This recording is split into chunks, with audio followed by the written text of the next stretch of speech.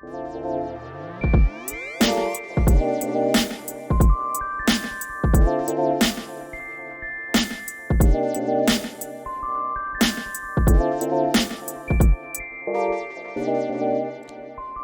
to the Mellow Fella Crypto Channel. I'm the Mellow Fella, back to share my adventures in crypto with you. Be aware, this is not financial advice. I am not a financial advisor. Also, it is cold in these crypto streets, so always, always, always do your own research. Invest no more than what you're willing to lose and protect your things. I was in a Discord group for one of the projects that I'm a part of, and I noticed this post from one of the members there. This person had an issue with their PC. It rebooted, got back online, only to find that one of their hard drives had failed, and that hard drive contained seed phrases for some of the wallets that they had, where they had some assets within those wallets. So it appears right now, or at least at the time of the post, that this person doesn't have access to those seed phrases, therefore they don't have access to their assets. So that's kind of unfortunate. There may be some help, just given this error message, there may be some help that they can get outside to get that hard drive back online, but it kind of, they're probably on pins and needles and very nervous right now, given the circumstances. I was in a similar situation a couple of years back that kind of put me on a path of investigating and researching some products. And I went ahead and purchased a few and have used some and kind of expanded just based on strategies that I'm using. And the purpose of this video is just to kind of share some of the products that I'm using. I am going to include links to those products in the description area. These are not referral links. These are straight links to the direct items from the various vendors, Amazon and Ledger to be specific. So I'm not getting anything out of them, but they are there for you to look at should you decide to do some further research and or even purchase them. The first one is the Stone Book by Shield Folio. This is a water resistant notebook essentially. So, really easy to use. You just document your seed phrases and or other pertinent information, and it's kept safe and secured in those pages. Now, one thing to be aware of, it works best with a ballpoint pen, and even in that, you want to make sure that you give the ink a little time to dry. Otherwise, you can have some smudging going on and some other nastiness. So, real simple product to use. Just make sure that, once you have your information documented, you store it somewhere where it's safe and secured, not easy to find. It is not fire resistant, but again, it is water resistant. So that's a cool product. This next one is the Swizzer crypto wallet. It's a metal steel wallet that comes in two different varieties. There's one that's just the plates themselves, and I think they come two to a box, or at least when I bought it, they were two to a box. And then there's another that includes an engraving pen.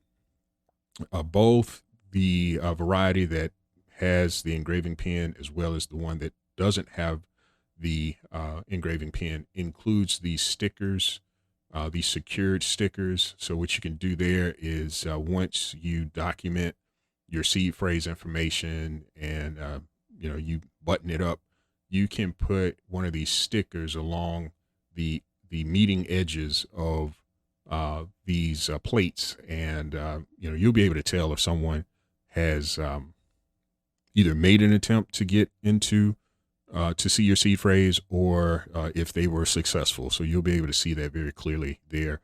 Some of the ink from the sticker will bleed off, so it's really visible, and you can easily tell if someone had tampered with your plates. So I really like this item. I've bought several. I use them personally and also with my business. My business partners and I each have one that has our seed phrase to a multi-sig wallet that we have for our business. So this has come in quite handy. There is a similar product, and that product also is available on Amazon, as you can see.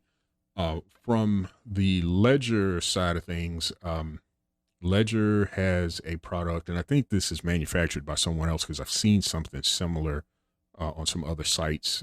But Ledger has a branded bill file. It's $100, kind of similar to the Swizzar, with an exception. You have these little metal letters that come out of a template that you have to remove, and then you kind of insert them in line to form your seed phrase. This I have this. I've used it, and this was actually the first product that I purchased. And it's okay. I wish I would have found out about the Swizzar before this one, because of the price. Not just that. One thing that I've noticed that, yeah, I know how to use the bill throttle, but if something were to happen to me and, my spouse or my children need to get access to the bill throttle, they're likely going to struggle. If you don't use this with some level of frequency or provide some little video instruction or something to get into it, they may struggle with how to use that. And even from a recovery perspective, I had to recently recover a ledger that I happen to have the seed phrase on the ledger in a bill throttle. And going through that exercise, I thought, oh, this is going to be kind of easy. And it was, but I ran into some issues with translating the seed phrase as it was entered into the bill throttle versus what I needed to enter into my ledger to recover my wallet. So I was able to recover my wallet. All is well there, but it was a little nerve wracking going through that process. So bill throttle, I'm kind of in the middle on this particular product, but it did get the job done for what I needed it to do. So just be advised. The next couple are going to be kind of simple in nature. The first one being just using paper, some index cards or scraps of paper. If you have a SafePal wallet, I believe the SafePal ships with, or at least it used to ship with, a couple of seed phrase note cards that you can, note your seed phrase on, and kind of like the Stone Book. You just, once you do that and you document it, just store it somewhere safe, where it's not easy to find. Now, obviously, if you're doing that with straight paper, it's not waterproof, it's not fireproof, unless, of course, you put it in a water and fireproof safe. The last one I was a bit hesitant to add, but I'm adding it anyway. This is more for those that are more technically inclined, and that is KeePass XC. So KeePass XC is a password manager, but within that password manager, there's a section where you can document some information, and all the entries that are in the KeePass XC database are secured by a password as well as a key pass, which is a separate document that is validated after you enter the password into the system. One of the things that I like about this, and I have it highlighted, is you can use KeePass XC offline, and it does not require any internet connection. So here is, I just did this as an example only of what that could look like, right? So this is me in a test database within KeePass XC. I've already entered my password. I've already engaged the key that allows me to access this database. But as you can see here, once I'm in the database, I can give it a title. Don't necessarily have to have a username. For password, I can enter the PIN if that's applicable. And in the notes field, I can enter my key phrase or my key string, save it, and be done with it.